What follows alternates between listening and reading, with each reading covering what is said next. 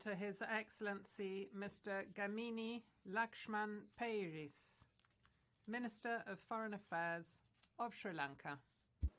Mr. President, Sri Lanka has regularly shared our progress and challenges in an open exchange with this Council and other organs of the United Nations. It is in this spirit of transparency, candour and openness that I make this address to the current session of the Council. The international community is well aware of the grave social and economic situation that Sri Lanka has been faced with in recent weeks. While this situation has been aggravated by ongoing global crises, including the pandemic, the focus of the protests has consisted of demands for economic relief and institutional reform. In recognition of these challenges and in moving forward in an inclusive manner, we consider it crucial to heed the aspirations of all segments of our people, in particular the country's youth. Mr. President, as a stable foundation for the future, the President and the Prime Minister of Sri Lanka have called for a consensual approach to national issues through a broad-based government. Far-reaching political changes are already taking place with the appointment of a new Prime Minister and of a new multi-party cabinet in my country. We are actively engaged in evolving an all-party consensus regarding the need for the 21st Amendment to Sri Lanka's Constitution to consolidate seminal democratic values enshrined in Parliament, independent institutions, and salutary checks and balances on the powers of the executive. We need to ensure collectively that these reforms take place within the democratic constitutional framework and in keeping with due process. The process of change must not destroy the very democratic institutions that are sought to be strengthened and consolidated. We have consistently emphasized that dissent needs to be peaceful and be expressed within the democratic space. During the recent disturbances, a limited curfew and emergency regulations were imposed for the sole purpose of maintaining law and public order and allowing the unimpeded distribution of essential supplies. At the instance of the Attorney General of the Republic and under direct judicial supervision, fully fledged investigations are proceeding with regard to the incidents of the 9th of May and their aftermath. We also condemn unreservedly the deaths of several persons, including a member of parliament, and extensive damage to property throughout the country. The Human Rights Commission of Sri Lanka as well has initiated independent investigations into these incidents.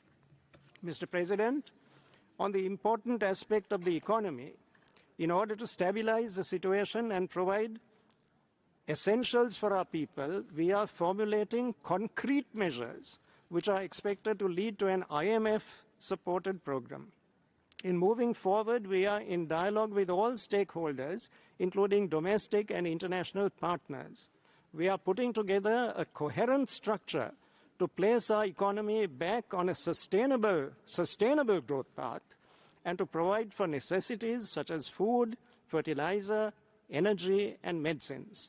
The current situation and future reform measures have a potentially adverse impact on the lives and livelihoods of the vulnerable. In agreement, therefore, with the emphatic remarks by the distinguished High Commissioner Michelle Bachelet earlier this morning, Sri Lanka is firmly committed to targeted social protection measures to mitigate these consequences. We certainly recognize as a core belief that human rights are indivisible, interconnected, and interdependent. Mr. President, over the past years, including at the 49th session in March this year, we have interacted with the Council in addressing a series of issues raised in relation to Sri Lanka. Today, as we seek to redress grievances and issues in a broader social context, it is both compelling and challenging to demonstrate further tangible progress on post-conflict consolidation through democratic and domestic processes. We will continue to do so by active engagement with this Council.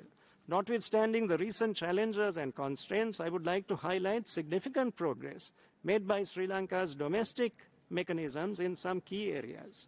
Since the previous meeting, soon after my pledge to the Human Rights Council that the Prevention of Terrorism Act in my country will be amended, I presented legislation to Parliament to amend the PTA, and this was enacted. The cumulative effect of these amendments will make a substantial improvement of and a profound impact upon the existing law, and will further cause human rights and human freedoms in Sri Lanka to be strengthened. In this regard, the Inspector General of Police has issued instructions whereby there is a de facto moratorium on arrests being made under the PTA. Law enforcement officials have been instructed to follow due process in the conduct of investigations under the PTA and to use this legislation only in instances of extreme necessity. In the fuller version of my speech, I am making available to this Council the progress made by important local mechanisms, such as the Office of Missing Persons, the Office for National Unity and Reconciliation, and the SDG 16 Council.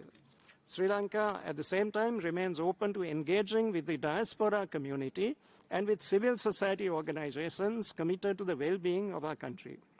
Mr. President, in the past, I have made clear that Sri Lanka rejects the so-called external evidence gathering mechanism introduced by HRC Resolution 46/1, adopted without our consent and that of other members of this Council.